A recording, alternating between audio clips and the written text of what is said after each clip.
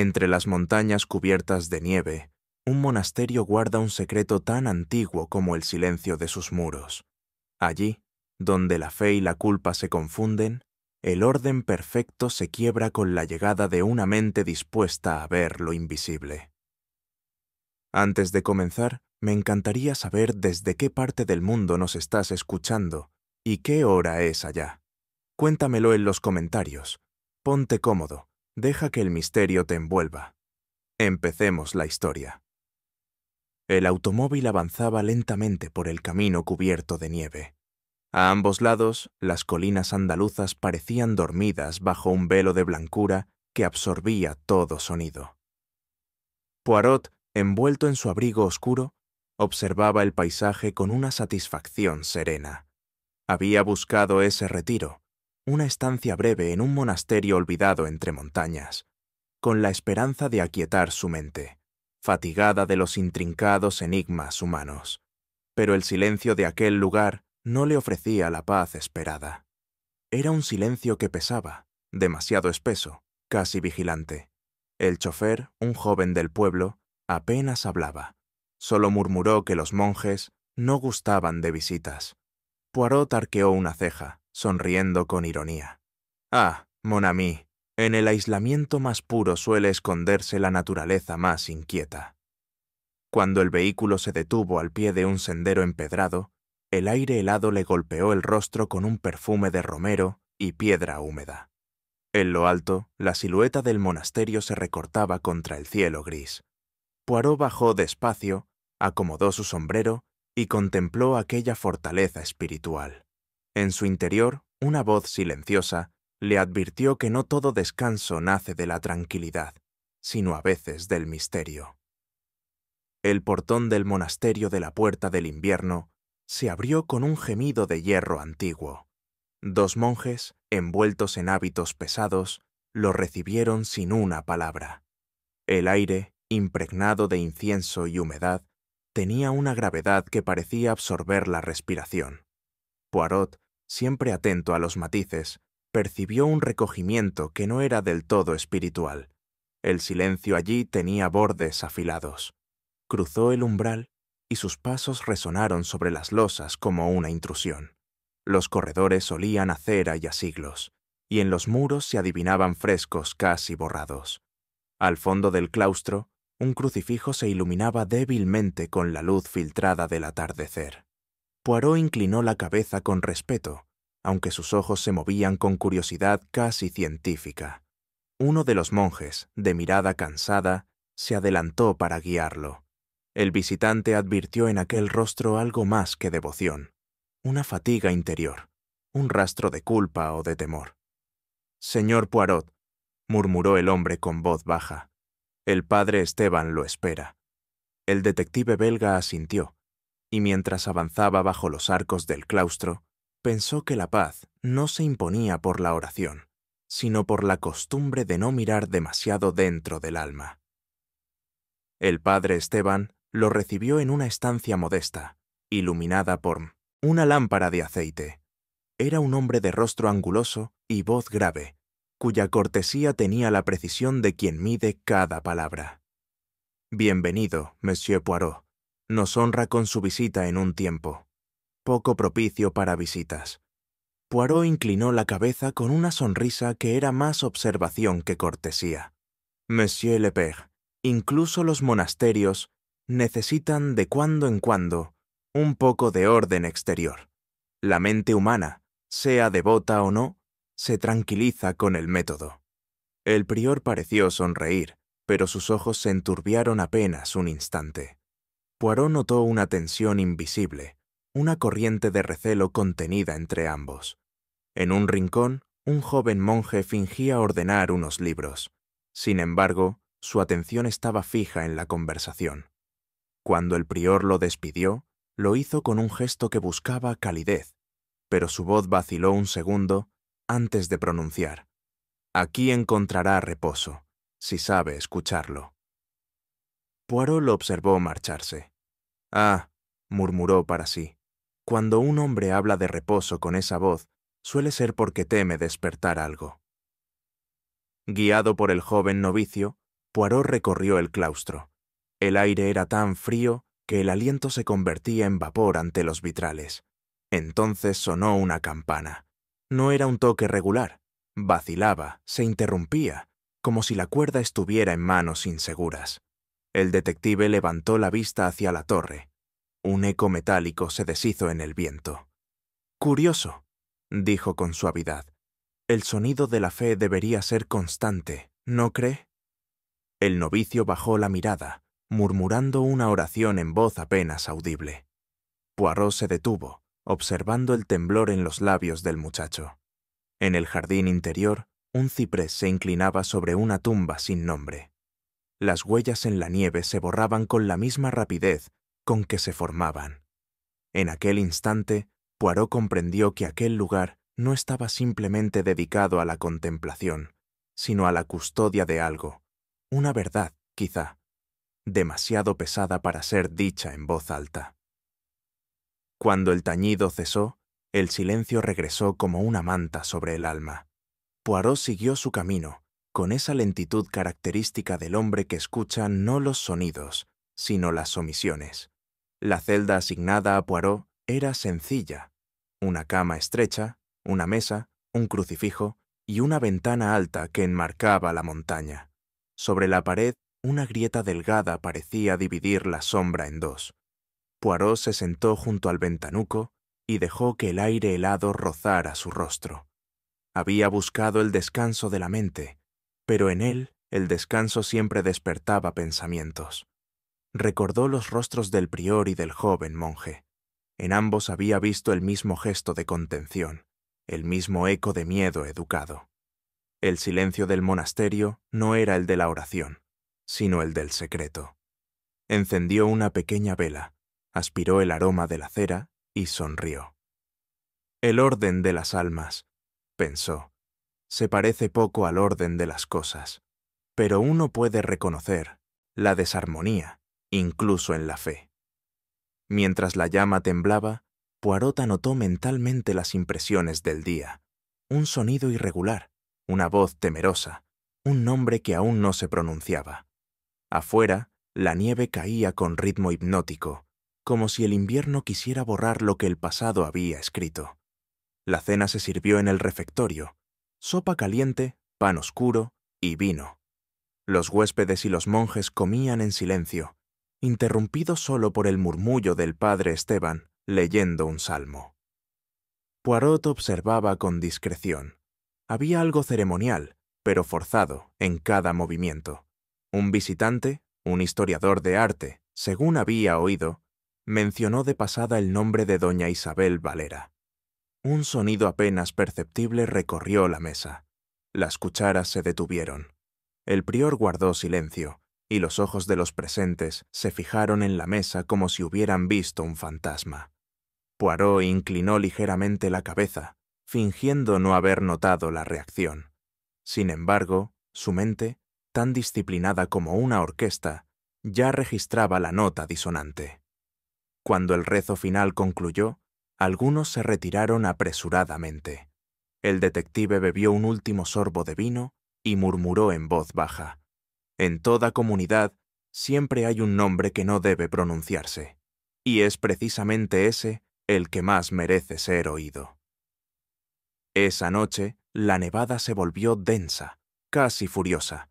El monasterio quedó aislado del mundo exterior. Ninguna senda visible, ningún sonido que no fuera el del viento golpeando las piedras. Poirot, en su celda, contemplaba cómo los copos se arremolinaban contra el vidrio. En el interior del claustro, las luces se apagaban una a una. Había en aquel encierro una pureza terrible, la de un lugar donde nadie puede huir de su propia conciencia. El detective cerró los ojos un instante, dejando que el silencio lo envolviera. Pensó en la serenidad aparente de los monjes, en el eco de la campana irregular, en la súbita mención de doña Isabel. Todo formaba un patrón aún invisible, pero latente. Anotó en su cuaderno una frase que resumía la inquietud de la jornada: «El silencio puede proteger la paz o esconder la culpa». Fuera, la nieve continuaba cayendo, cubriendo todo con un manto que no borraba, sino que aplazaba. Poirot apagó la vela. En la oscuridad, su mente seguía trabajando con la paciencia inquebrantable de quien ya ha olfateado el primer aroma del crimen. El refectorio del monasterio estaba iluminado por una hilera de velas altas, cuyo fulgor temblaba sobre los rostros. Poirot, instalado entre el prior y un visitante de aspecto académico, observaba con su acostumbrada discreción. La mesa era larga, el silencio disciplinado. Cada gesto parecía ejecutarse con una calma aprendida, casi ensayada. El padre Esteban bendijo los alimentos y los presentes respondieron con un murmullo unísono, pero sin fervor.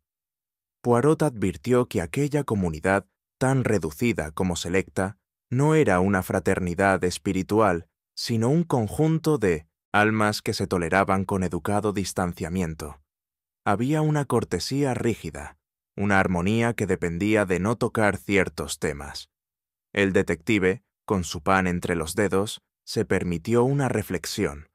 La convivencia en el silencio, mes a mes, es más peligrosa que la disputa. A su alrededor, los cubiertos se movían sin ruido, las miradas se cruzaban fugazmente. Cada sonrisa parecía calculada, cada frase pronunciada con el cuidado de quien teme despertar un recuerdo dormido. Poirot se inclinó levemente hacia su anfitrión y comentó: «El silencio, padre, tiene aquí un eco muy humano». El prior sonrió con calma fingida. «Monsieur Poirot, en este lugar aprendemos a callar». El belga bajó la vista, pero sus ojos brillaron. Callar, sí, pero no todos por la misma razón. Frente a Poirot se sentaba una mujer de edad indefinida, de porte tan digno que su sola presencia imponía distancia. Doña Isabel Valera, así la había presentado el prior, hablaba poco y sonreía con un gesto casi ritual, como si cada palabra debiera pasar por el filtro de la prudencia. Su vestimenta era sobria, aunque la delicadeza del encaje revelaba un gusto refinado. Sin embargo, lo que más llamó la atención de Poirot fue la vigilancia constante en su mirada. No era desconfianza, sino una forma de dominio, la serenidad de quien necesita controlar todo lo que la rodea, incluso las emociones ajenas. Mientras conversaban brevemente sobre las labores de restauración del monasterio, Poirot percibió una sombra detrás de cada frase de la viuda. Cuando ella decía «este lugar necesitaba paz», lo hacía con la voz de quien busca perdón. Y al hablar de su difunto esposo, una sonrisa fugaz cruzaba sus labios, pero sus ojos permanecían fijos en la nada. El detective sintió que la generosidad de aquella dama no era gratuita. Había en ella un deseo de enmienda, tal vez un intento de borrar algo anterior. «Ah», pensó Poirot, «la caridad puede ser la máscara más elegante de la culpa». El prior se dirigió a Poirot con esa mezcla de cortesía y distancia propia de los hombres habituados al respeto. Hablaba de las reformas del monasterio, de las almas que buscaban refugio, de la necesidad de mantener el orden del espíritu. Su tono era tranquilo, casi musical, pero su calma tenía el filo del control. Poirot, que distinguía las tensiones invisibles mejor que los gestos visibles, notó en el prior un dominio excesivo sobre sí mismo. Cada palabra suya parecía meditada no por prudencia, sino por temor a dejar escapar algo. Había en su voz un temblor apenas perceptible, la huella de una memoria que pesaba más de lo que la fe podía absolver. «El alma humana, Monsieur Poirot», dijo el prior con una sonrisa austera, «se mantiene en equilibrio solo cuando se calla lo que no puede perdonarse». Poirot lo observó con ternura, disfrazada de ironía. «Y sin embargo, padre, el silencio también puede ser el más grande de los testigos». Prior bajó la mirada un instante. Cuando la levantó, su rostro recuperó la serenidad de piedra. Pero para Poirot, el daño estaba hecho. El hombre había mostrado el reflejo de su conciencia. Señor Rivas, el historiador de arte invitado para catalogar los tesoros del monasterio, Hablaba con entusiasmo febril. Describía retablos y cálices con la pasión de un coleccionista. Sin embargo, cada vez que alguien aludía al origen de los fondos para la restauración, su voz se tornaba vacilante. Poirot, con una paciencia casi científica, escuchaba. Percibía que el fervor del hombre era el de quien intenta convencerse de la nobleza de su labor. La erudición, en Rivas, era una coartada. Cuando mencionó los años que había pasado lejos del país, un silencio cargado flotó sobre la mesa. Poirot intervino con suavidad. Viajar es útil, monsieur, cuando uno desea olvidar. Pero el olvido, ¿no es a veces solo otra forma de recordar? Rivas lo miró un instante con incomodidad, luego sonrió con exceso de cortesía. Tal vez, monsieur Poirot, tal vez. El belga asintió, satisfecho. Aquella vacilación era suficiente. Había aprendido, en su larga experiencia, que la culpa se reconoce no por la confesión, sino por el modo en que se evita un tema.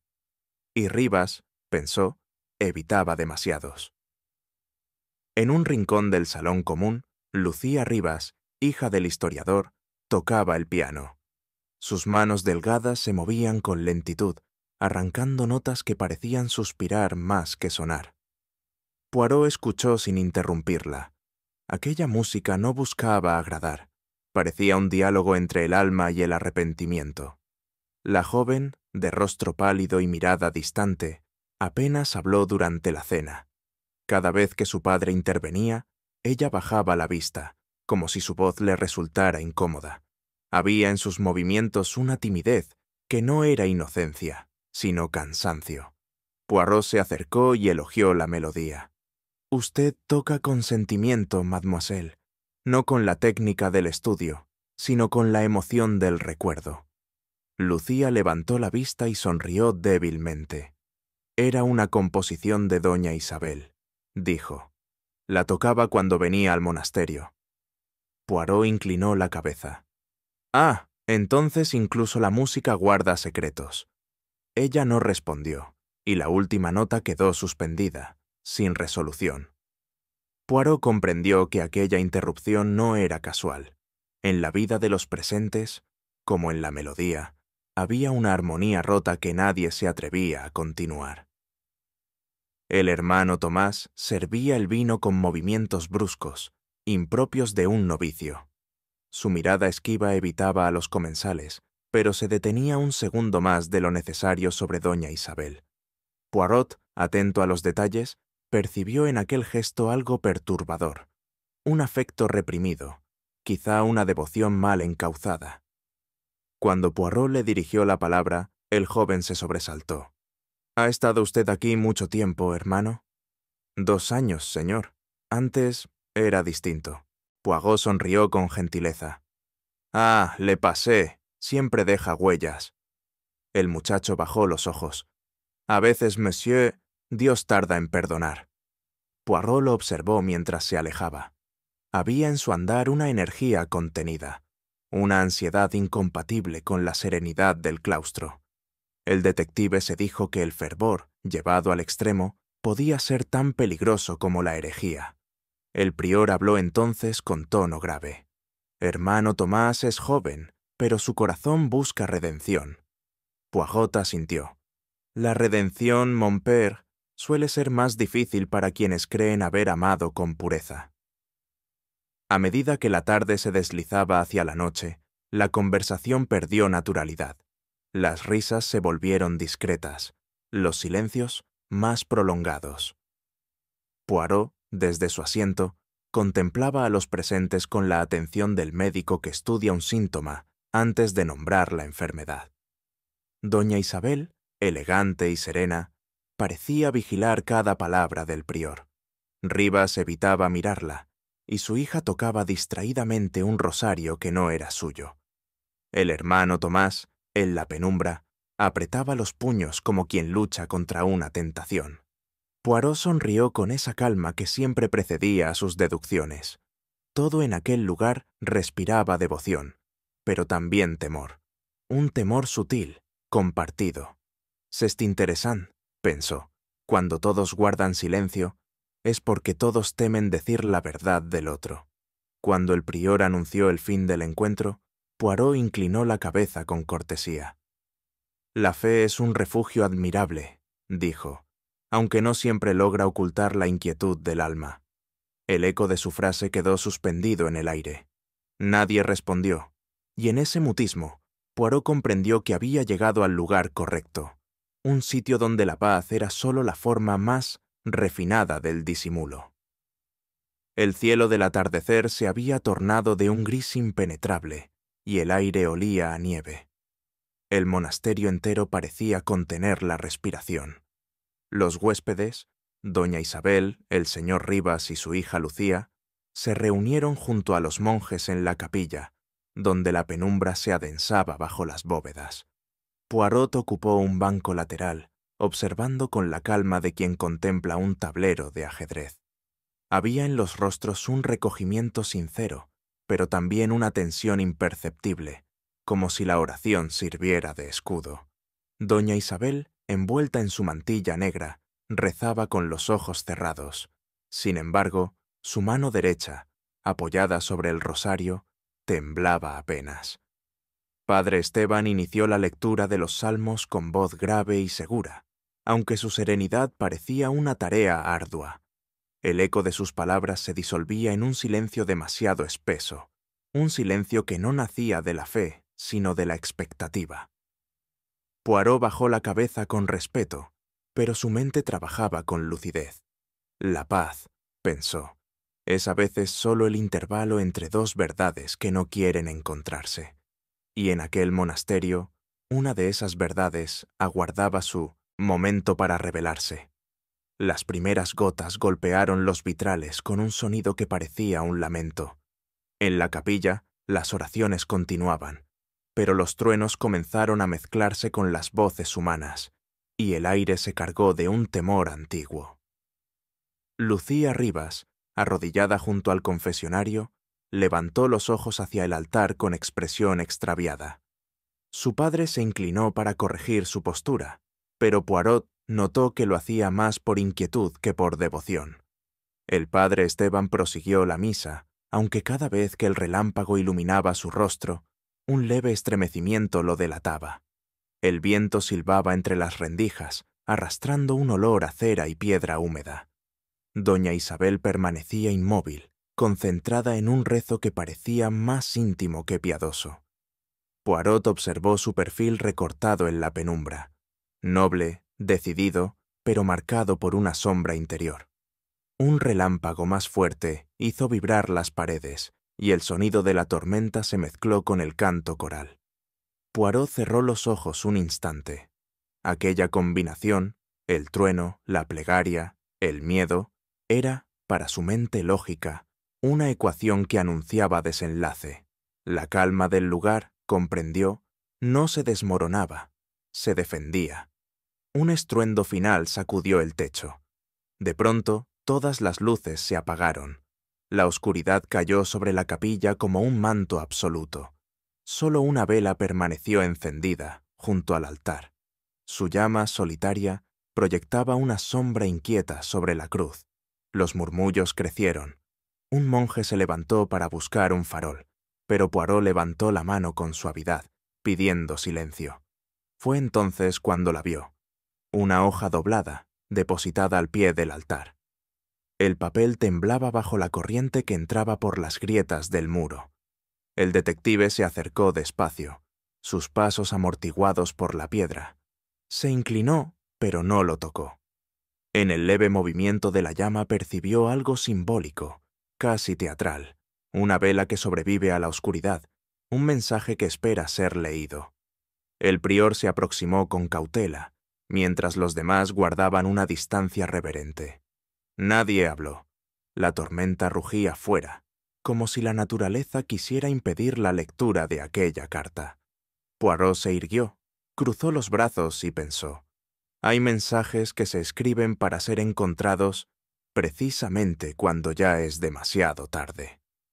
La tormenta amainó poco a poco, y el prior se decidió a tomar el papel.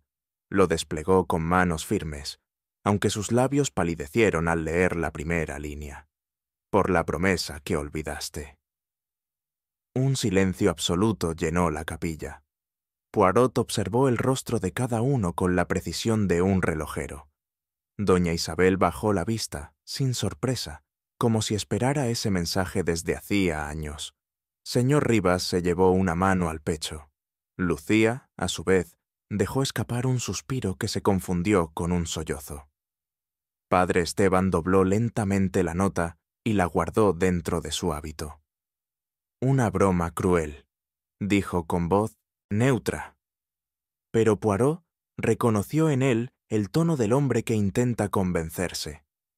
Las bromas, mon père, murmuró Poirot, requieren ligereza, y aquí, en este lugar, todo es demasiado pesado para el humor. El prior lo miró con severidad. No es momento de sospechas, monsieur. Tal vez no, respondió el belga, pero toda promesa olvidada tiene un eco. Y el eco, padre, nunca suena dos veces por azar. Las miradas se esquivaron. El peso invisible del miedo se instaló, discreto, entre todos. La nieve cubría el monasterio como un sudario. Nadie salió al patio aquella mañana. Las campanas repicaron con un tono opaco, sin alegría.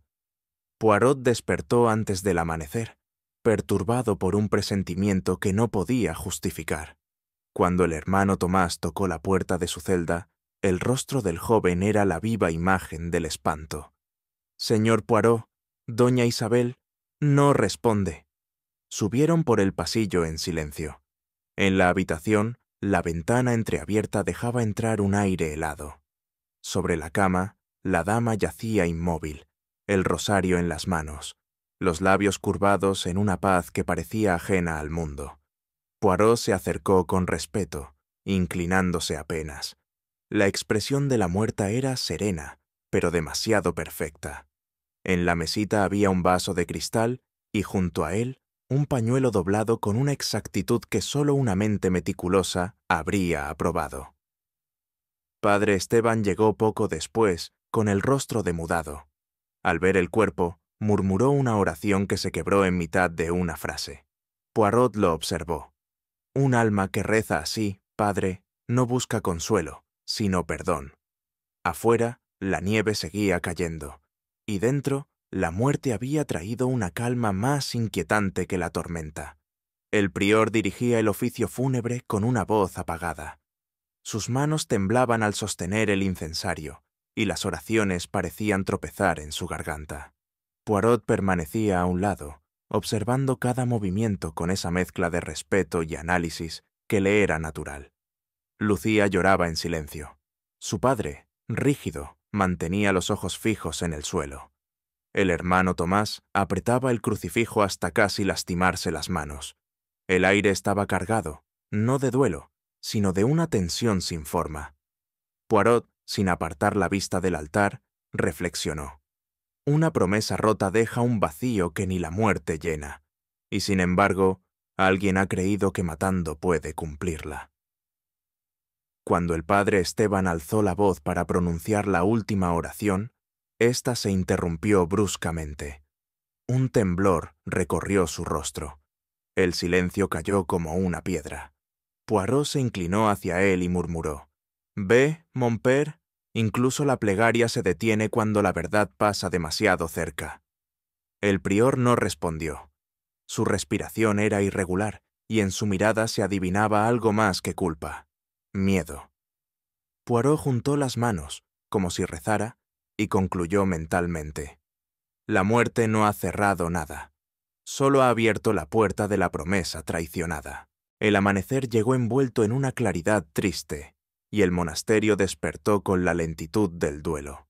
Los pasos se oían amortiguados en los corredores, las voces eran susurros contenidos. Poirot, paseando entre los claustros, percibió que aquel lugar, que debía oler a paz y oración, olía en cambio a culpa. Los monjes lo saludaban con inclinaciones breves, pero evitaban sostenerle la mirada. Cada uno parecía arrastrar una penitencia invisible. En el aire flotaba la sensación de que el crimen, ese acto que en otros lugares rompe el orden, Aquí había sido absorbido por el ritual, convertido en una plegaria muda que nadie se atrevía a pronunciar. El detective se detuvo ante la puerta cerrada de la capilla. Dentro, el prior rezaba a solas. Poirot cerró los ojos un instante y pensó: cuando los hombres callan en nombre de Dios, suelen hacerlo para esconder lo que pertenece a los hombres, no a Dios. En su cuaderno escribió una frase: el silencio absoluto no es devoción, sino miedo disfrazado de fe. Luego levantó la cabeza. Había llegado el momento de escuchar aquello que el monasterio no decía. El padre Esteban recibió a Poirot en su despacho, donde el aroma a incienso no conseguía borrar el aire de inquietud. El prior habló con corrección y humildad, pero su serenidad tenía grietas. Doña Isabel fue una gran bienhechora. Comenzó con voz suave: su muerte nos ha dejado desamparados. Poirot asintió, estudiando cada inflexión. Y sin embargo, padre, su espíritu parece no haber hallado descanso. Un leve temblor recorrió el rostro del prior. La muerte no siempre es injusta, monsieur. A veces es misericordia. Poirot entrelazó los dedos. Misericordia o alivio, mon père, no son la misma cosa. El prior se irguió, ofendido. No le corresponde juzgar la intención del alma. Ah, pero yo no juzgo las almas, solo los actos que las traicionan. Hubo un silencio prolongado.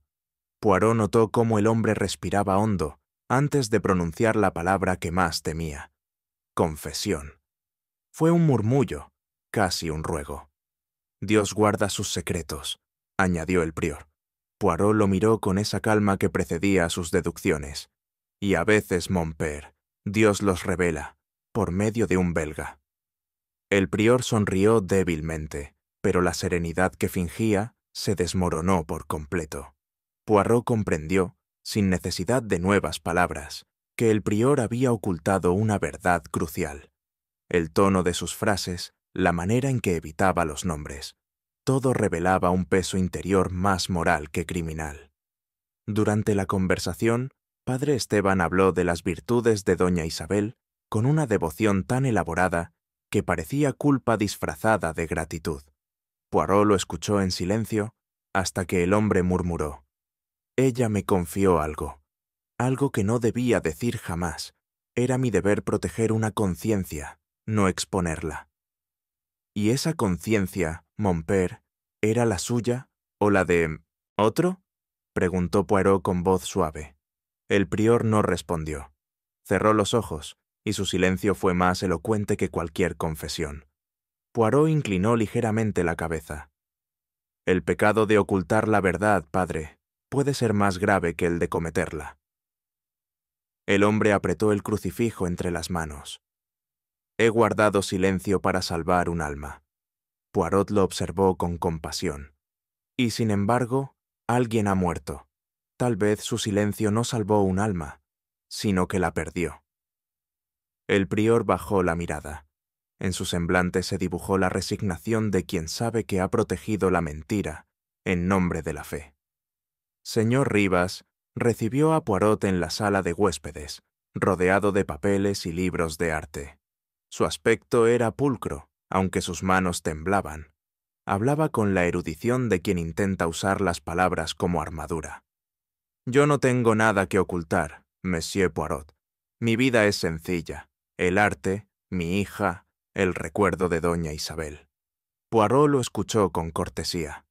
El arte es un refugio admirable, sobre todo cuando uno desea olvidar lo que el dinero ha comprado. El historiador palideció. No entiendo.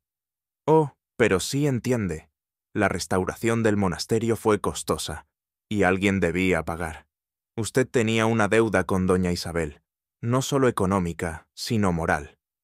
El hombre suspiró, vencido. Ella me ayudó cuando Lucía enfermó. Yo vendí un cuadro de la colección de mi patrón. Fue su dinero el que salvó a mi hija. Prometí devolverlo, pero ella nunca aceptó el pago.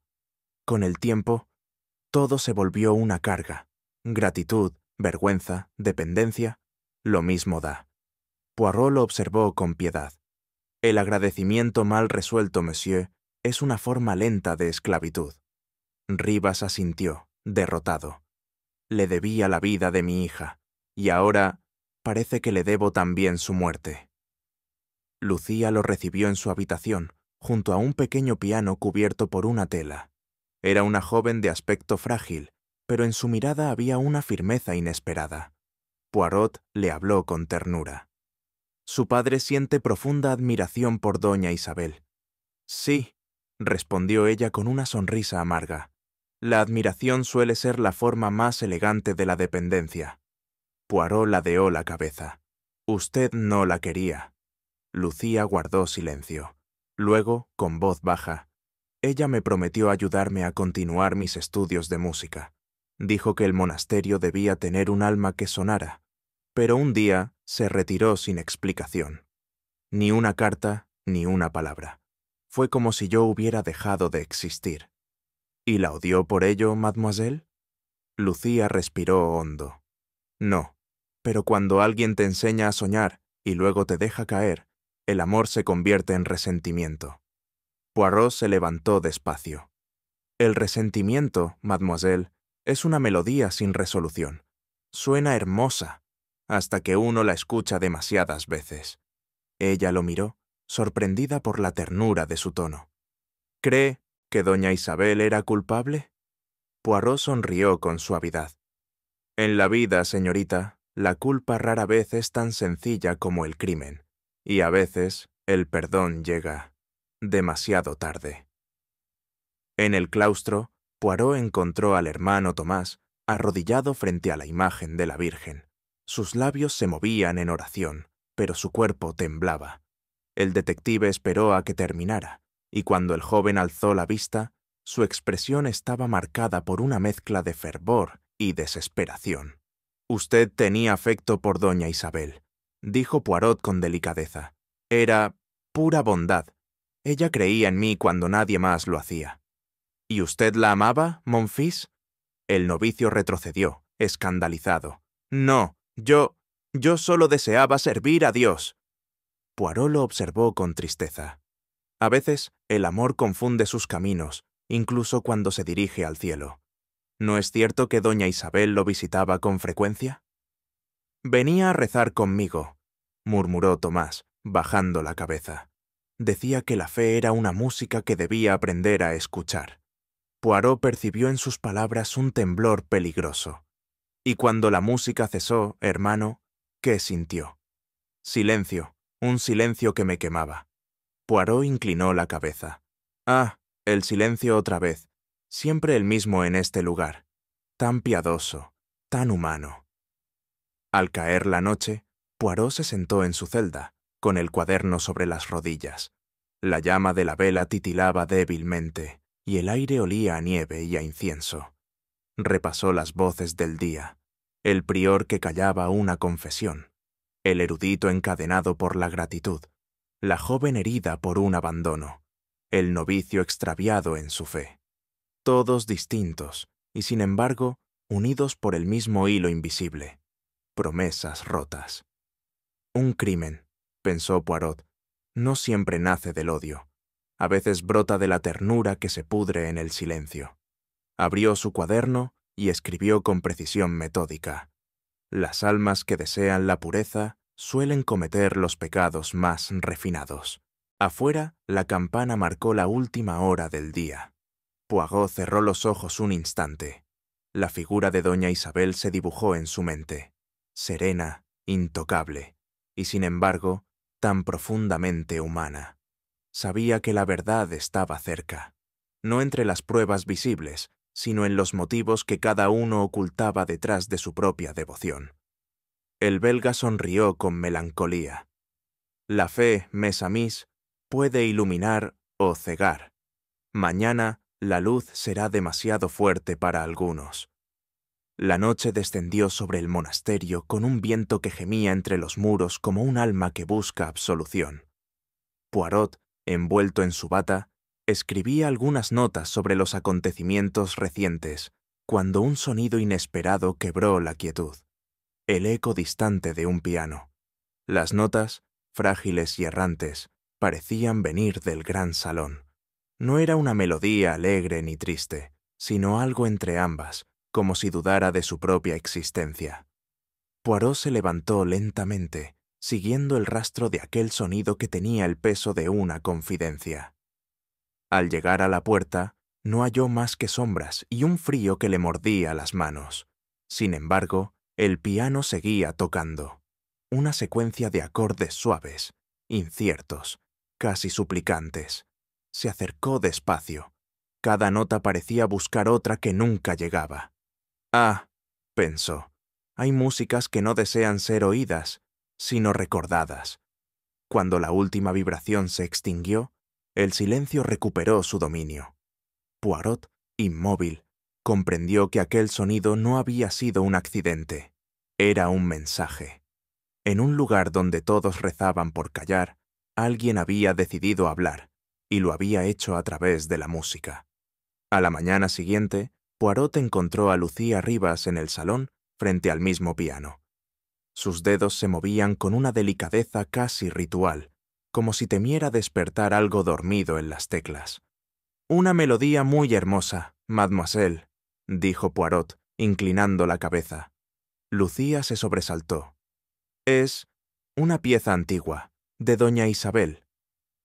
Poirot escuchó de nuevo, esta vez con atención calculada. Las notas fluían con la armonía de quien ama y teme al mismo tiempo. Pero cuando la melodía alcanzó un punto de tensión, Lucía retiró las manos. La música se interrumpió de forma brusca, como si una última nota estuviera prohibida. «¿Por qué detiene la música?», preguntó Poirot. Lucía bajó la mirada. «No puedo tocar lo que no fue terminado». «¿Y quién decidió que debía quedar así?». «El tiempo», respondió ella, con una sonrisa que no alcanzó los ojos. Poirot guardó silencio. Había aprendido a reconocer los duelos que se esconden tras la contención. Aquella pieza, comprendió, no era solo un homenaje. Era un testamento incompleto, una confesión cifrada en sonido. «Una melodía sin final», murmuró Poirot. «A veces, mademoiselle, lo que se omite dice más que lo que se toca». Poirot se sentó junto a ella. «Dígame, ¿cuándo escribió doña Isabel esa melodía?». Lucía pareció debatirse entre el silencio y la memoria. «Hace muchos años. Ella decía que era una promesa, algo que debía permanecer oculto hasta su muerte». «¿Una promesa musical?», sonrió Poirot. «Qué concepto tan curioso». Lucía negó con suavidad. «No, monsieur, no hablaba del arte, sino de la vida. Decía que había jurado guardar un secreto, y que aquella música era su forma de recordarlo sin pronunciarlo jamás». Poirot se recostó, pensativo. Una melodía como penitencia. La idea le resultaba profundamente humana. Lucía continuó. «Cuando venía al monasterio, solía tocarla al caer la tarde. Nunca la concluía. Decía que la última nota pertenecía a otro corazón». Poirot la observó con atención. «¿Y usted cree saber a quién?». «Creo que al prior», respondió ella con un temblor en la voz. «Él la escuchaba siempre, pero nunca decía nada». Poirot entrecerró los ojos. Una promesa compartida entre fe y silencio. Allí, en ese pequeño intercambio, el misterio adquiría un matiz nuevo, el de un amor o una culpa que se había negado a morir. Durante los días siguientes, Poirot investigó con la delicadeza de un sacerdote. No interrogaba, conversaba, no preguntaba, insinuaba. Y poco a poco, entre las palabras cautelosas de los monjes y los suspiros de los huéspedes, surgió el eco de un pasado que aún dolía. Un hermano anciano habló de los años de la guerra, cuando el monasterio había servido de refugio para perseguidos y desertores. «Fue un tiempo de miedo y de lealtades divididas», dijo, bajando la voz. «Doña Isabel trajo víveres, medicinas y algo más». Poirot inclinó la cabeza. «¿Algo más?». El monje titubeó. «Una decisión. Ella salvó una vida, pero a costa de otra». Aquel fragmento bastó. Poirot comprendió que el crimen presente nacía de una herida antigua. Los pecados del alma, pensó, tienen la cortesía de esperar. En la biblioteca encontró documentos, cartas a medio quemar, notas de aquel tiempo turbulento. Los nombres estaban borrados, pero las fechas coincidían, y en una carta sin firma leyó: «Prometí callar por ti, aunque el silencio me pese más que la culpa». Poirot cerró el sobre con respeto. Ya no investigaba un asesinato. Exploraba una confesión que había sobrevivido a la guerra y que la muerte de doña Isabel pretendía finalmente redimir. Esa misma noche, Poirot buscó al padre Esteban. El prior lo recibió con expresión serena, pero su mirada delataba una inquietud que ni la fe podía disimular. «Padre», comenzó Poirot, «he aprendido que el silencio puede ser un acto de amor o de complicidad. Usted conocía bien a doña Isabel». El prior apretó los labios. Ella era una mujer de profunda fe. «Y de memoria aún más profunda», añadió Poirot. «Le salvó la vida, ¿no es cierto?» El religioso se estremeció, apenas perceptible. «Fue hace mucho, nadie lo recuerda ya». «Yo sí, mon père», dijo Poirot suavemente. «Ella cayó una traición, y usted también, un pacto entre dos almas que se creyeron justas». El prior cerró los ojos. «Me salvó de la ejecución. Yo le prometí proteger el secreto de otro. Pensé que era voluntad divina». Poirot suspiró. «Ah, la voluntad divina. ¿Cuántos crímenes nobles se cometen en su nombre?» El prior lo miró con angustia. «No fue crimen, monsieur. Fue gratitud. Y la gratitud mal dirigida, padre, es la semilla más fértil del pecado». El silencio que siguió fue denso. Poirot comprendió que el pacto de silencio había sido sellado con miedo, no con fe, y que la muerte de Isabel había roto, al fin, su equilibrio moral. Poirot regresó al salón vacío. Sobre el piano reposaba la partitura de la melodía incompleta. La observó un largo momento, y luego, casi con reverencia, tocó las notas finales que Lucía había omitido. El sonido llenó el aire con una tensión que parecía humana. Comprendió entonces que aquella música y la carta encontrada junto al cuerpo eran el mismo mensaje, una verdad interrumpida, una confesión que nadie se atrevió a concluir. En la armonía incompleta había culpa, pero también amor. Isabel había querido salvar un alma, la del prior, ocultando la traición de otro, quizá un hombre a quien ambos habían querido proteger. En aquel gesto se mezclaban fe, orgullo y compasión, las tres formas más elegantes del error humano. Poirot cerró el piano. Matar por piedad, callar por amor, siempre la misma melodía, ¿n'est-ce pas? Miró hacia la ventana. La nieve seguía cayendo, como si el mundo insistiera en cubrir las huellas del pasado. Pero la música, una vez tocada, ya no podía desoírse, y mientras el eco de las últimas notas se desvanecía, Poirot sintió que el verdadero crimen no había sido la muerte de una mujer, sino la obstinación de varios corazones por mantener viva una promesa que debía morir con ella. La tarde caía lenta sobre el monasterio, y Poirot permanecía solo en la sala de lectura, rodeado de un silencio que pesaba más que los muros centenarios. El fuego, casi extinguido, exhalaba un calor moribundo, y sobre la mesa descansaban sus notas, nombres, fechas, fragmentos de confesiones veladas. El belga se llevó una mano al mentón, pensativo.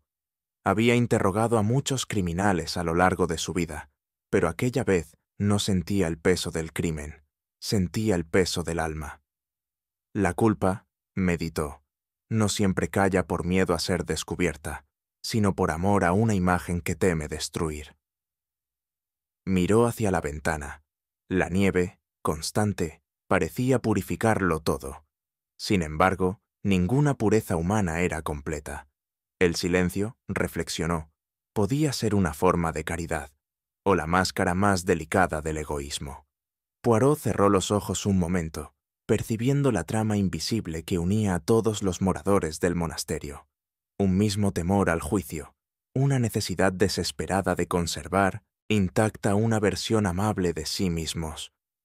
«La psicología del alma culpable», murmuró, es el arte de convencerse de que el pecado fue virtud, y con esa certeza supo que la verdad no se hallaba en las palabras, sino en el modo en que cada uno había decidido callar.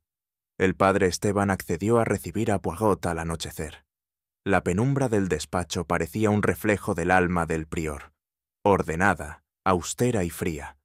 El sacerdote hablaba con voz firme, pero sus ojos delataban un cansancio moral que ya no podía ocultar.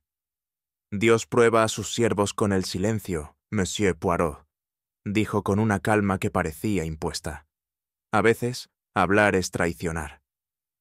Poirot lo escuchó sin interrumpirlo, con esa cortesía que tantas verdades había arrancado. «¿Y callar, mon père? ¿No puede ser también una forma de orgullo?» El prior vaciló.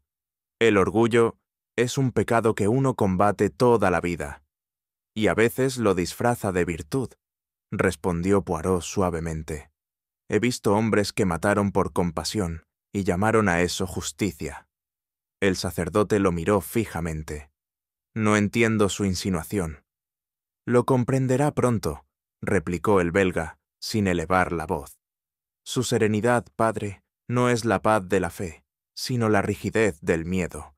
Usted teme quebrar la imagen del hombre piadoso que doña Isabel veía en usted». Padre Esteban apartó la mirada, como si hubiera recibido una confesión ajena. Poirot se levantó con delicadeza. «El alma humana, mon père, no se condena por lo que hace, sino por la mentira que inventa para justificarlo». Poirot halló al señor Rivas en la biblioteca, rodeado de libros de arte y reliquias cuidadosamente dispuestas. Era un escenario de erudición, pero también de vanidad. «Ah, Monsieur Poirot», dijo el historiador, fingiendo cordialidad. «Ha venido a hablar del pasado, supongo. Los coleccionistas siempre somos culpables de algo, de amor por lo bello». Poirot sonrió con un matiz de compasión. «Y por el prestigio, quizás, porque el amor por lo bello es noble, pero el amor por el reconocimiento es un veneno más sutil». Rivas palideció. «No entiendo». «Al contrario, usted lo entiende muy bien. La difunta le dio una oportunidad de redención, pero usted prefirió su reputación a su alma». El hombre se derrumbó en una silla. «Yo robé, sí, hace años, pero lo hice por mi hija. Ella necesitaba un tratamiento. Isabel me perdonó, y nunca lo dijo a nadie». Poirot asintió lentamente. «Y usted, monsieur, en vez de agradecer el perdón, lo convirtió en deuda. Un hombre que no soporta deber la vida a otro, se convierte en prisionero de su propia vergüenza». Rivas bajó la cabeza. «La vergüenza es más cruel que la culpa, Monsieur Poirot. No pide perdón, solo exige silencio». «Y el silencio, monsieur», dijo Poirot, «fue el arma de todos en esta tragedia». Lucía lo recibió con una serenidad que parecía ensayada. Sentada junto al piano, tocaba una escala lenta, como si la música la ayudara a contener sus emociones. Poirot esperó a que terminara antes de hablar. «Su padre me ha hablado de usted con mucho afecto, mademoiselle». Lucía esbozó una sonrisa cansada. «El afecto de mi padre se parece al de una sombra. Siempre está, pero nunca calienta». Poirot se inclinó. «¿Y el de doña Isabel? ¿Era distinto?» Lucía se quedó en silencio. Finalmente, dijo: «Ella me hacía sentir visible. Creía en mi talento, hasta que dejó de hacerlo. Prometió ayudarme, pero un día cambió de idea. No supe por qué». Poirot la observó con compasión. «¿Y la perdonó?» Lucía asintió con lentitud. «No lo sé. La admiraba tanto que mi rencor se volvió una forma de amor. Quise odiarla, pero no pude. Solo aprendí a tocar esa melodía suya una y otra vez, como si en ella quedara algo de su voz». Poirot murmuró: «A veces, mademoiselle, la admiración es solo amor que ha perdido la esperanza de ser correspondido». La joven lo miró fijamente. «¿Y eso la convierte en culpable, Monsieur Poirot?» «Non», respondió él, con voz suave. «Pero hace que el alma busque consuelo donde no debe, y el consuelo puede ser tan peligroso como la culpa». En el claustro, Poirot encontró al hermano Tomás rezando en silencio. Sus manos apretaban el rosario con la desesperación de quien teme que el pensamiento se le escape entre los dedos. «Usted amaba a doña Isabel», dijo Poirot sin rodeos. El novicio se sobresaltó. «No, monsieur, yo solo la veneraba». Poirot suspiró. «Ah, el amor y la veneración son vecinos en el corazón humano. A veces basta un muro de hábito para separarlos». El joven bajó la mirada. Ella veía en mí algo puro. Decía que la fe podía limpiarlo todo. ¿Y usted la creyó? Sí, pero cuando ella murió, la fe se volvió ruido. No entiendo por qué Dios se la llevó. Poirot lo miró con ternura grave. Porque el amor que busca pureza absoluta no es amor a Dios, sino al reflejo de uno mismo. El novicio tembló. Yo solo quería protegerla. ¿De quién, hermano? Tomás levantó los ojos, brillantes de lágrimas. De todos, de sí misma.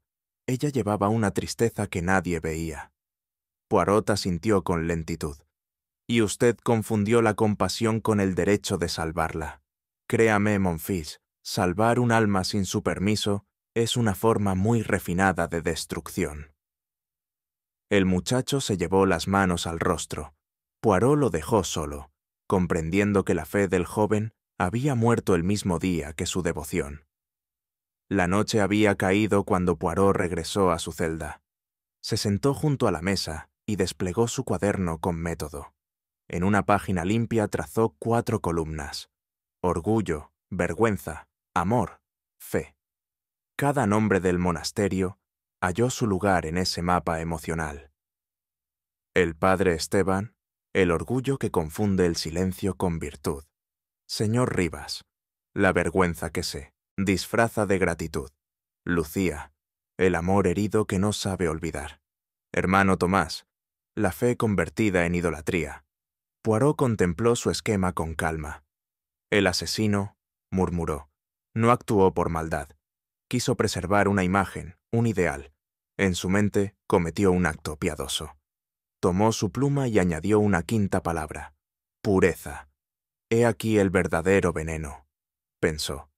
Nada destruye tanto como el deseo de conservar intacto lo que el tiempo ya ha manchado.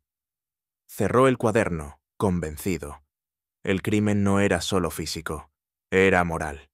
Isabel había sido víctima de la devoción ajena, de la necesidad de quienes la amaban de verla perfecta. Poirot apoyó las manos sobre la mesa y sonrió con melancolía. Preservar la pureza matando la verdad. Mon Dieu, qué ironía tan humana. Afuera, el viento helado arrastraba la última nevada de la temporada, mientras en el interior del monasterio, el alma del crimen ya estaba trazada, con precisión casi matemática. El amanecer apenas había asomado cuando el sonido firme de los pasos de Poirot recorrió los corredores del monasterio. El eco, rítmico y seguro, se propagó entre los muros de piedra como un anuncio de juicio. Las puertas se abrieron una tras otra, y los rostros que salieron al encuentro del belga, monjes, huéspedes, almas fatigadas, mostraban el mismo matiz de inquietud, el del que presiente que la verdad ha despertado. El refectorio, frío y solemne, aguardaba. Las bancas alineadas bajo la gran cruz parecían dispuestas para una misa distinta, una misa de la razón. Poirot, erguido, contempló a los presentes. El prior, de semblante agotado. Lucía, pálida como el amanecer. El señor Rivas con los dedos crispados. Y el joven Tomás, arrodillado en su fervor nervioso. «Mes amis», comenzó Poirot, su voz contenida y clara. «La hora de las explicaciones ha llegado. La nieve, fuera, cubre toda huella. Pero la verdad, aquí dentro, deja marcas que ni el tiempo puede borrar». Nadie respondió. Solo el tic-tac del reloj y el lejano repicar de una campana acompañaron sus palabras. Poirot se acercó a la mesa central, colocó su cuaderno y añadió con suavidad: «He convocado a ustedes no para juzgar, sino para comprender». El aire se volvió más pesado. El juicio del alma estaba a punto de comenzar. Poirot levantó una mano pidiendo silencio, aunque nadie se atrevía a hablar. La tensión era tan densa que se hubiera podido cortar con una plegaria. «Hoy», dijo con serenidad casi litúrgica, «cada palabra que pronuncien deberá nacer de la verdad, no del miedo. No busco culpables, sino la armonía rota que causó esta tragedia». El prior cerró los ojos. Lucía se aferró al rosario que colgaba de su muñeca. Señor Rivas respiraba con dificultad y el joven novicio no apartaba la vista del suelo. Poirot prosiguió. Doña Isabel murió sosteniendo ese mismo rosario. Su rostro mostraba paz, pero era la paz de quien ha sido engañado por su propia fe. Todos ustedes, de una forma u otra, la amaban. Y sin embargo, el amor, cuando se desfigura, puede volverse el más sutil de los venenos. Se oyó un leve crujido de madera, como si el edificio mismo se estremeciera ante sus palabras. Poirot inclinó la cabeza. Antes de revelar lo que sé, les pido un instante de reflexión. En este lugar, donde la conciencia pretende hablar con Dios, es tiempo de que cada uno hable consigo mismo. El silencio que siguió fue profundo, reverente, casi sagrado. Poirot percibió en cada respiración contenida la certeza de que nadie saldría de allí siendo el mismo. Poirot abrió su cuaderno, donde cada página era una red de precisión y paciencia. «Empecemos», dijo con calma. La noche de la tormenta, doña Isabel asistió a la misa. Tras el apagón, una sola vela permaneció encendida. A su lado, una carta. «Por la promesa que olvidaste». Hizo una pausa breve. Esa promesa, como he descubierto, fue hecha hace muchos años, en tiempos de guerra. Un pacto de silencio entre ella y el padre Esteban. Él, salvado por su intervención. Ella, condenada a cargar el peso de una verdad ajena. Los presentes bajaron la cabeza. Poirot continuó, su tono ahora más severo. Luego vino la música. La melodía incompleta que Lucía tocaba era el eco de esa promesa. Una composición que Isabel dejó sin final, tal como su secreto. Y cuando la carta apareció, el pasado volvió a exigir respuesta. El detective recorrió la mesa con la mirada. El vino de la cena, el mismo que ella bebió antes de retirarse, fue el vehículo de su muerte. No hubo robo, ni pasión, ni interés material. Solo una mente que confundió la misericordia con la salvación. Lucía reprimió un sollozo. Poirot bajó la voz. La cadena de la lógica, mes amis, no se forja con hechos, sino con emociones, y la emoción que mató a doña Isabel fue la compasión mal entendida. Poirot se detuvo ante la mesa y posó su mirada sobre el cáliz vacío. El prior levantó la cabeza con expresión de desconcierto. «El vino», explicó el belga con voz pausada, «fue envenenado, pero no con intención de destruir, sino de liberar. Una paradoja, ¿no? El asesino creía obrar por amor, por fe. Pensaba que quitándole la vida, le preservaba la pureza del alma». Un murmullo estremecido recorrió la sala. Poirot prosiguió sin elevar el tono. Doña Isabel planeaba confesar algo. Temía que una verdad del pasado manchara el nombre de quien ella consideraba un hombre de Dios. Esa verdad era la traición cometida durante la guerra. Una traición que el prior calló, y ella protegió. Padre Esteban se puso en pie, el rostro pálido. Poirot continuó con infinita compasión. Cuando ella anunció su intención de revelarlo, usted, mon père, creyó que la salvaba del pecado del escándalo. En su mente, la muerte era una forma de absolución.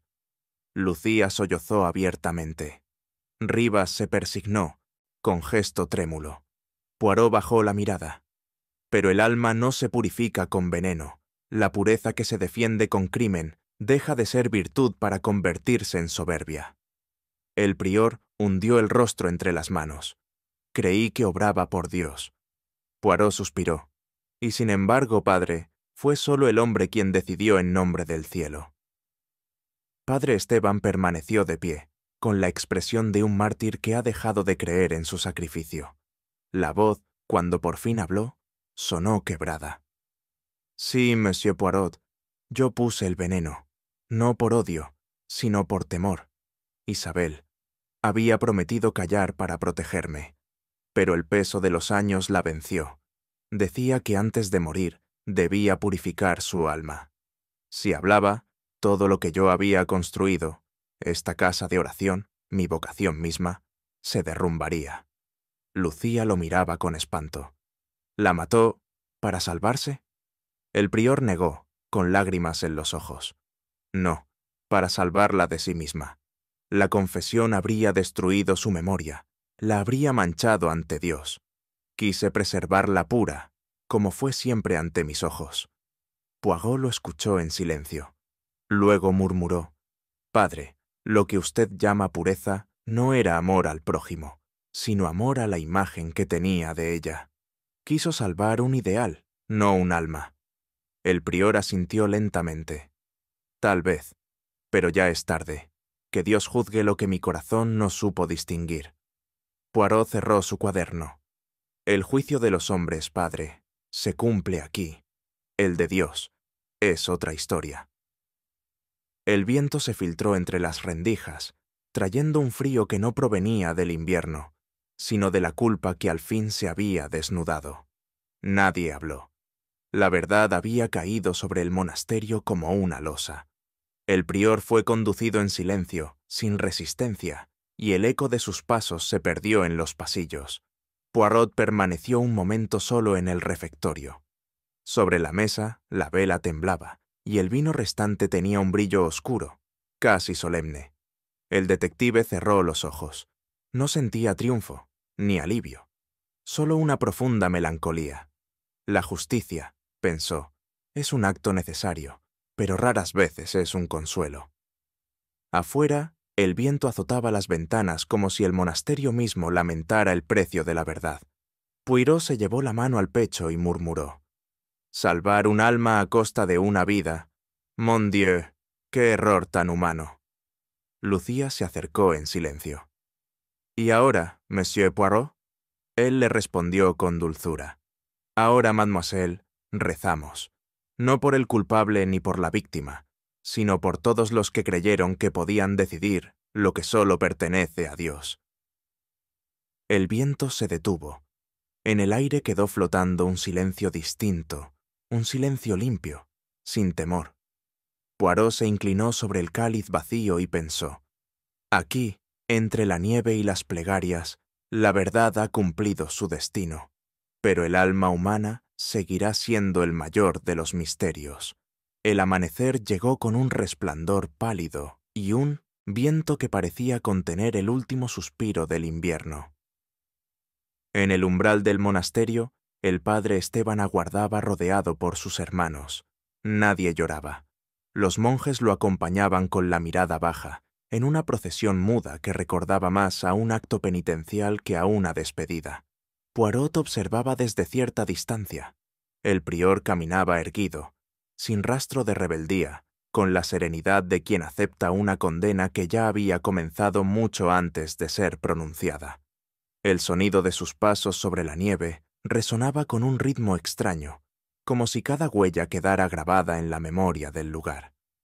Uno de los monjes intentó bendecirlo, pero su voz se quebró antes de concluir el gesto. Padre Esteban le ofreció una leve sonrisa, y ese gesto, más que cualquier palabra, tuvo la fuerza de un perdón. Cuando el portón se cerró tras él, un silencio profundo envolvió el monasterio. El viento sopló entre los arcos, repitiendo como un eco antiguo la plegaria que nadie se atrevió a decir en voz alta. Poirot se llevó la mano al sombrero, inclinando la cabeza. Aquel no era el fin de un hombre, sino el fin de una ilusión. El refectorio, ahora sin el prior, parecía más grande y más frío. Poirot caminó entre las mesas vacías, y el sonido de sus pasos se mezcló con el de la madera que crujía bajo el peso de la ausencia. El aire olía a cera consumida y a pan recién horneado, pero tras ese aroma cotidiano se ocultaba una sensación de abandono, como si las paredes mismas comprendieran que habían perdido su guía. Las copas de vino seguían dispuestas en orden perfecto, aunque nadie volvería a bendecirlas. Poirot se detuvo ante la silla del padre Esteban. El cojín aún conservaba la forma leve del cuerpo que lo había ocupado. Cerró los ojos un instante y pensó: el orden es hermoso, pero también puede ser una forma de enterrar la culpa bajo la apariencia de virtud. En los rincones, las sombras se estiraban como memorias. Cada rincón parecía custodiar un susurro, un pensamiento no dicho, un eco de la melodía que Lucía ya no se atrevía a tocar. Poirot pasó la mano sobre la mesa, sintiendo el polvo reciente. Aquí, murmuró, se rezó por la salvación, y se cometió un crimen en nombre de ella. Luego giró hacia la puerta, dejando tras de sí un silencio más pesado que antes, pero también más puro. La capilla estaba vacía. Solo una vela seguía ardiendo junto al altar, consumiéndose lentamente como si midiera el tiempo de la redención. Poirot se arrodilló en el banco más cercano, con un respeto que no era religioso sino profundamente humano. Miró la llama y recordó las palabras de doña Isabel. Hay promesas que solo se cumplen con el silencio. La vela, pensó, representaba esa clase de promesa, hermosa, pero condenada a extinguirse por su propia pureza. El hombre, murmuró, es el único ser que cree poder corregir a Dios. Pensó en el padre Esteban, en su fe transformada, en orgullo, en su deseo de preservar una imagen sin mancha, aunque para ello hubiera debido traicionar la esencia misma de la fe. Salvar un alma no es acto de compasión, reflexionó Poirot, si se hace para conservar una idea de perfección. El humo de la vela comenzó a inclinarse hacia él. Poirot lo observó con esa atención minuciosa que reservaba a las pequeñas verdades. Una promesa, pensó, es sagrada solo si se cumple ante la propia conciencia. Ante los demás, no es más que una cadena. Cuando se levantó, la llama seguía viva, pero más pequeña. Y Poirot comprendió que así era también la pureza. Luminosa, sí, pero siempre a punto de consumirse. Al amanecer siguiente, el cielo se abrió en tonos de plata. La nieve empezaba a derretirse, y el agua corría por los canales de piedra como si el invierno se retirara, cansado de sí mismo. Poirot salió al patio, inhalando el aire húmedo que anunciaba el deshielo. Cada copo que desaparecía parecía llevarse consigo una porción de dolor, pero no de memoria. El olvido, pensó, es un don que la justicia no puede permitirse. A lo lejos, las campanas repicaron con suavidad. Lucía, desde su ventana, tocaba una melodía apenas audible, la misma que doña Isabel había dejado inconclusa. Esta vez, la última nota sonó. Poirot la escuchó con un gesto de aprobación silenciosa. La música había cerrado el círculo que la muerte interrumpió. Salvar un alma por medio del pecado, murmuró, es un crimen más sutil que el veneno. El viento le revolvió el abrigo, y el sol, aún débil, iluminó las cruces del claustro. Todo parecía nuevo, aunque nada había cambiado realmente. La naturaleza seguía su curso, indiferente al drama de los hombres. Poirot sonrió levemente. La nieve se derrite, pero el agua conserva su forma invisible. Así también ocurre con la culpa. Cambia de rostro, nunca desaparece. Antes de abandonar el monasterio, Poirot se detuvo una última vez frente a la puerta del templo. El aire olía a tierra mojada y a incienso viejo. En el horizonte, la luz del día se filtraba entre las nubes como un perdón sin palabras. El detective cerró los ojos. No pensaba en la justicia humana ni en el castigo. Pensaba en la naturaleza frágil de las promesas. Las que se hacen a otro, reflexionó, suelen nacer del miedo o de la necesidad.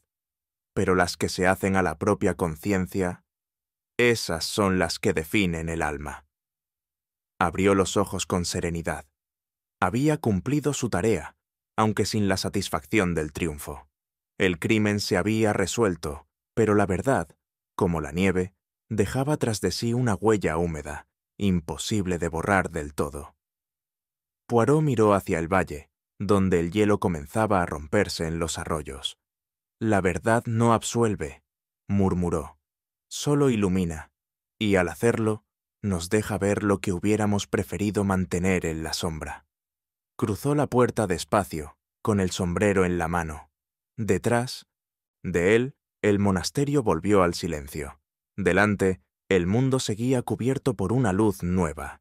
Y Poirot, con una leve sonrisa, pensó: la promesa se ha cumplido, no la suya, la mía. Al final, toda promesa es un espejo. En su reflejo vemos no lo que juramos cumplir, sino lo que temíamos perder. A veces, la verdad no redime, solo nos obliga a mirarnos sin consuelo. ¿Y tú? ¿Crees que el silencio puede ser más justo que la verdad? ¿O toda mentira, incluso piadosa, acaba cobrando su precio? Si esta historia te ha hecho pensar, comparte tus pensamientos en los comentarios, difunde el misterio y suscríbete para seguir descubriendo los secretos del alma humana.